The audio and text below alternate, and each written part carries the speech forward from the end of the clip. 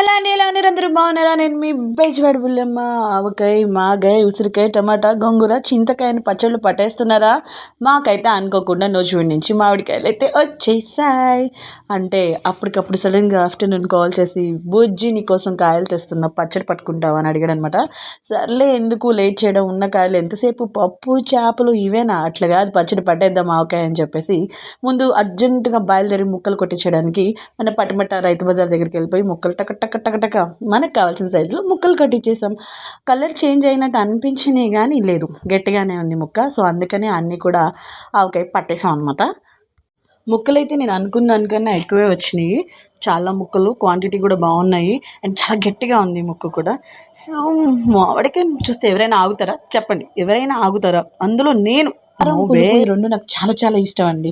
So అందుకని బేసిక్గా మామిడికాయలు కనిపించినాయి అంటే ఇంతకుముందు అత్తయ్య వాళ్ళు ఉన్నప్పుడు కూడా పప్పులకు 2 తెస్తే విడిగా మనకు ఒకటి తెచ్చేవాళ్ళు తినడానికి. అట్లా ఉంటుంది మనకు మామిడికాయ పిచ్చి. సో మామిడికాయ పచ్చడికి కావాల్సినవన్నీ తయారు చేసేసాం. బేసిక్గా నాకు పచ్చళ్ళు పట్టడం అంతగా రాదు, అత్తయ్య ఉన్నప్పుడు పట్టేవాళ్ళు అండ్ పిన్ని పట్టిస్తుంది నాకు ఎవ్రీ ఇయర్. ఈసారి మనం పట్టుకోవడం కాబట్టి మా పక్కింటి ఆవిడని పిలిచాను అనమాట. మా ఇంట్లో బాబు కూతుళ్ళు ముచ్చట్లు, ముద్దు ముద్దు ముచ్చట్లు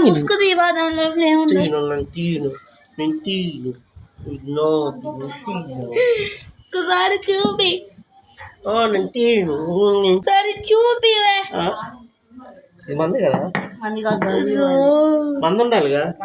వినేసారా? మేమైతే వెల్లుల్లిపాయ అంతా అన్నీ వేయకుండా కొన్ని కచ్చపచ్చిగా దంచేసి కొన్నేమో వెల్లుల్లిపాయ రెబ్బలు రెబ్బలు అలా వేస్తామన్నమాట. ఇప్పుడు వెల్లుల్లిపాయలు అలా వేస్తే పులుపు పట్టిద్ది, అదే ఇలా కచ్చపచ్చిగా వేస్తే వెల్లుల్లిపాయ ఫ్లేవర్ పచ్చడికి పట్టిద్ది. అంటే ఇది నా ఫీల్ అండి. అండ్ చెప్పాను కదా, ఫస్ట్ నార్మల్గా మెంతుపిండి అండ్ ఆవపిండి కారం అప్పటికప్పుడు కదా, నేను ఇంకా మిరపకాయలు తీసుకోలేదన్నమాట. పిండి మరి దగ్గర ఫ్రెష్గా ప్యాక్ చేస్తున్నారు. సో ఆవపిండి కూడా తీసుకొచ్చేస్తాను. మెంతులు ఎట్లా ఇంట్లో ఉన్నాయిగా, ఫ్రై చేసి మాత్రం అవి పౌడర్ చేసేసుకున్నాను. అవి ఇవి 2 గిన్నెల్లో వేసారు. మన దగ్గర పెద్దది బకెటే ఉందన్నమాట. అందుకని చెప్పి దబరాల్లో ముందు పైన వరకు వేసుకొని ఒకేసారి కలుపుదామని అక్కడ వరకు వేసుకున్నారు. ఈలోపు నేను ఉప్పు మిక్సీ పట్టుకుంటున్నాను. ఫస్ట్ గల్లు పెండబెట్టి మర్చిపోయాను, అన్నీ హడావిడి అయిపోయిందండి ఆవకాయ అంతా. అందుకని ఉప్పు ఈలోపు మిక్సీ వేసుకుంటున్నాను అనమాట. అందుకని ఇప్పటి వరకు వేసుకొని మెంతిపిండి, ఆవపిండి, కొంచెం పసుపు, వెల్లుల్లిపాయలు అంతేనా అవే వేసారు. ఇప్పుడు మొత్తం కలిపి ఒక దాంట్లో వేసేసి అప్పుడైతే మనకి క్వాంటిటీ సరిగ్గా తెలుస్తుంది కదా.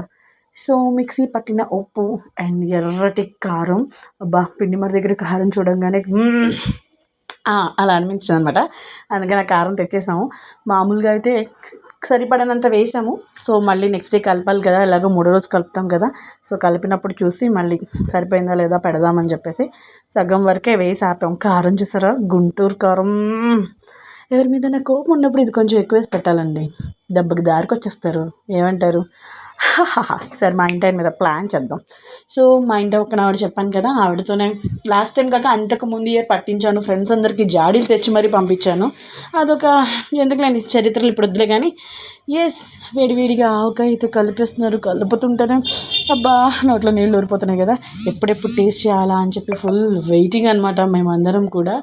అండ్ కారం అంతా కూడా బాగా కనిపిస్తుంది కదా, మా కోసం బాగా కష్టపడ్డారు. అండ్ తెలంగాణ స్టైల్లో పచ్చడి పడుతున్నాం. సో తెలంగాణ స్టైల్లో వేరియేషన్ ఏంటి అంటే 2 minutesలో చూపిస్తాను మీకు. అది 2 minutes కూడా కాదులేండి, జస్ట్ 2-3 secondsలో చూపిస్తాను. అండ్ ఇది ఇప్పుడు 3rd day కలపాలి కదా, అందుకని చెప్పేసి మామూలుగా పచ్చడి కలపగానే రైస్ కలుపుకొని తింటాం, మనందరికీ అలవాటే కదండి. అది లేకపోతే ఎట్లా?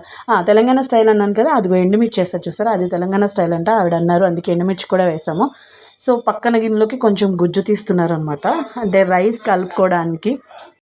పచ్చడి అనగానే పాపం వచ్చి పట్టారండి. ఆవిడ చాలా చాలా బాగా పచ్చళ్ళు పడతారు.